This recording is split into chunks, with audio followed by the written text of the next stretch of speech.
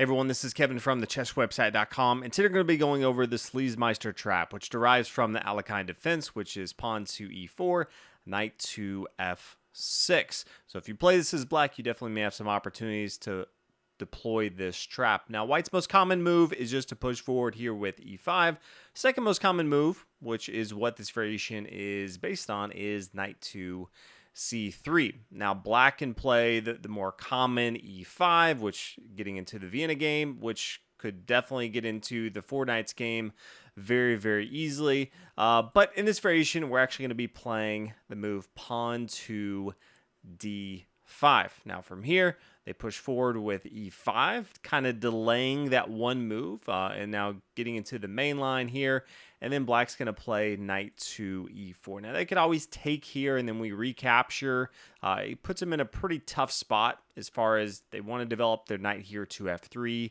They can't really do that, so most players are not going to capture right here. If you run this through a computer engine, it actually recommends the move knight to e2, which is where we're going to be focused here, and black's going to push forward with d4. And this is where the trap is going to come into play, and it really starts with white thinking that they have something that they don't actually have. They're trying to lay their own trap, and to let this be a lesson as you look at this to make sure that you're always looking at what your opponent can do so you don't fall into a trap that maybe they're putting you into. And the trap for white would be if they play pawn to c3, which seems logical. One, it attacks this pawn here on d4. And it also opens up for the queen to get involved into the game. And not only that, but it allows them to get into the game with check. So after the move pawn to c3, they're almost hoping that you take here on c3. And then they can play queen to a4 check. And then they are forking your knight here on e4, looking to get an easy piece.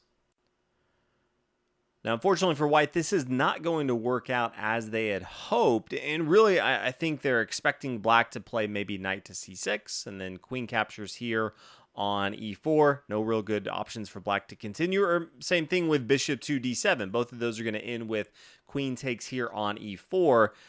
The main thing that white has to be careful of is the move knight to d7. It looks somewhat odd because all this does is it blocks the attack on the king, but it also blocks the queen here on d8 and also blocks the bishop here on c8. But this is the trap, because after the queen takes here on e4, then the move knight to c5 is deadly, because this knight is now attacking the queen here on e4.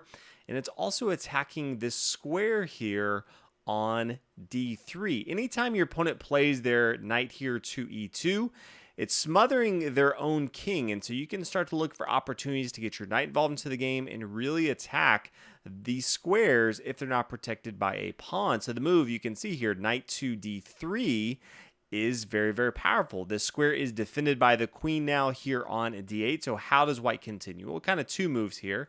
We'll look at both e3 and d4 here. The first one is e3. You can still see exactly what we were talking about here, and that's the knight coming here to d3, check. King comes to d1. Now the pawn takes on b2. They have two options. One, they can go ahead and take with their bishop. They could move their rook over here to b1. If they move their rook, then pawn takes here on c1, capturing that bishop, promoting to a queen. The knight takes, because no reason to give up your rook here on c1. So we take with our knight right here. And then after they take, you can see we're now up in material as far as the pawn advantage. We also have the bishop pair, so this is going to be good for black. And also their king is just in a really tough spot. Can't castle. It's out in the center of the board, so black definitely should have a good game here. If they capture with their bishop, that's fine as well. We can now take with our knight check, and after king to e1, we can just even come back here to d3 check, maybe king d1, and then bishop to g4, getting more material involved into the game. So let's come back. Maybe they don't play queen to e3.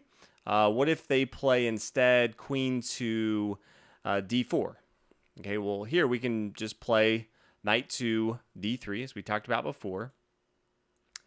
They go ahead and take here. That they can't just take our knight, because then we're just going to take their queen. That's definitely not a good exchange for white. So they play king to d1. Now we can go ahead and take their queen. They take our queen, but then we have the move knight to f2 check. We're now forking this rook here on h1. So after they move the king, we played knight takes on h1, and you can now see we are up in material. Not only up in pawns, but also up in the fact that we traded off a knight for a rook. So definitely going to be a good position from black standpoint. So instead of taking early on, we said that the queen taking here on e4 is a mistake. Really what white should be doing in this spot is the move knight takes here on c3.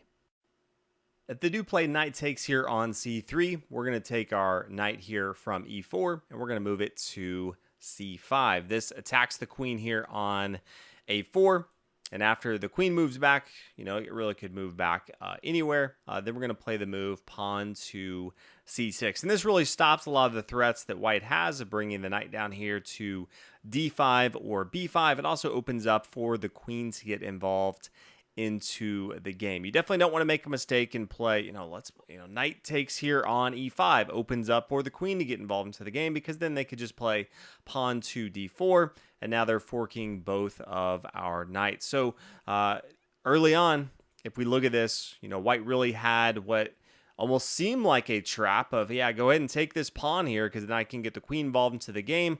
But after we play the move knight to d7, which looks like it blocks off things for black, this is actually the trap, hoping that they take the knight here on e4, and then we just play the move knight to c5. But remember, even if they don't, if they take here on c3, we're still in a good spot. We played knight to c5, forcing the queen back, and then we can just continue with our game plan, pawn to c6. Then we can play pawn to e6 at some point, get our dark square bishop involved into the game, castle on the king side is really the way that we're going to continue. So that is the Sleazemeister Trap. Always be wary of what your opponent's going to do. Maybe sometimes you think you're laying a trap, but actually they are hoping that you take specific material. Just see all the threats they have on board, especially if they have ways that they can get their queen involved into the game. And also if your king looks like it is trapped in any capacity, that's definitely a red flag that you have to pay attention to. So hopefully you guys enjoyed this trap. If you have other videos you want me to make, please let me know. But thank you guys so much for watching. I'll see you in the next video.